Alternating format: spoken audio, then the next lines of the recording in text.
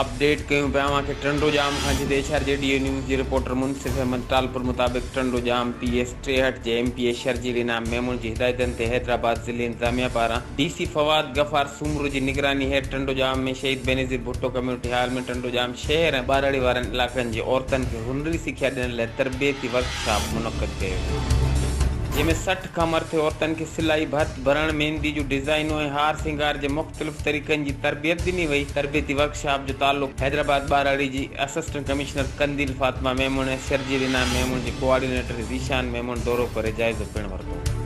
इन मौक़े ते असिस्टेंट कमिश्नर कंदील फातिमा मेमून मीडिया सां ॻाल्हाईंदे चयो कोरोना जी वबा सबबु बेरोज़गारी में इज़ाफ़ो थियो आहे जंहिंखे नज़र में रखंदे औरतुनि लाइ रोज़गार जा मौक़ा फ़राहम करण लाइ वर्कशॉप मुनक़िद कयो वियो आहे। जेको असांजी AC जी तरफ़ां ऐं गवर्नमेंट ऑफ सिटी तरफ़ां आहे उन्हनि में असां हुननि खे बेसिक आइटम्स ॾींदासीं जंहिं आइटम्स सां पंहिंजी बिज़नेस जेका आहे सुठी तरह शुरू करे सघंदा। हींअर फ़िलहाल त असां हिकिड़ो एक्सपेरिमेंटल कयो होसीं त असां उहा रखियोसीं 40 जी लिमिट ताकि हर जेको बि स्किल आहे हुन ते 10 छोकिरियूं हुजनि। कोविड के हवाले से सब कुछ का मतलब लॉकडाउन एक तरफ अपने पास तो गैरकानूनी पीढ़ी बिल्कुल ख़त्म थियणु खपनि। एसी साहिबा जो मौजूद आहिनि ऐं उन्हनि खे रिक्वेस्ट कंदुसि त तौर ते विज़िट कनि ऐं जॾहिं बि कोई पीढ़ी लॻे थी त उनखे ख़त्म कयो वञे।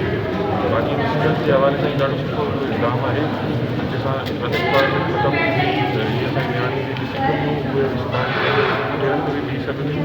तमामु सुठो इनिशिएटिव आहे ऐं अहिड़ा विकाम अञा मज़ीद थियणु खपनि ऐं इंशाअल्लाह 63 बारवाड़ी जे वॾा वॾा कंप्यूटर कोर्स आहिनि जीअं असां शर्जील साहब जी तरफ़ां शर्जील साहब पंहिंजे फंड मां 3 वोकेशनल सेंटर बि ठाराया हुआ जेकी जंहिंमां हिकिड़ो हींअर वर्किंग आहे जिन में इहे ई 4 स्किल्स जिन जे बारे में एसी साहब तव्हांखे ॿुधायो उते उहो उन्हनि सोशल वेलफेयर जी तरफ़ां सेखारियो वञे थो। बाक़ी ॿिनि जे लाइ बि असां कोशिशि में आहियूं त उन्हनि खे बि जल्दी एक्टिव करियूं जीअं असांजी नियाणियूं इन अनएम्प्लॉयमेंट वारे मसइले मां निकिरी सघनि। इन्हनि जो वधीक चवणु कोरोना वबा सबबु 60 खां वधीक औरतुनि ऐं नियाणियुनि खे सिख्या ॾिनी वई आहे ऐं मुस्तक़बिल में अहिड़े क़िस्म जा वर्कशॉप मुनक़िद कया वेंदा। HRJD न्यूज़ ते इन वक़्त ताईं बसि एतिरो ई। वधीक ख़बरनि ऐं अपडेट्स लाइ ॾिसंदा रहो HRJD न्यूज़।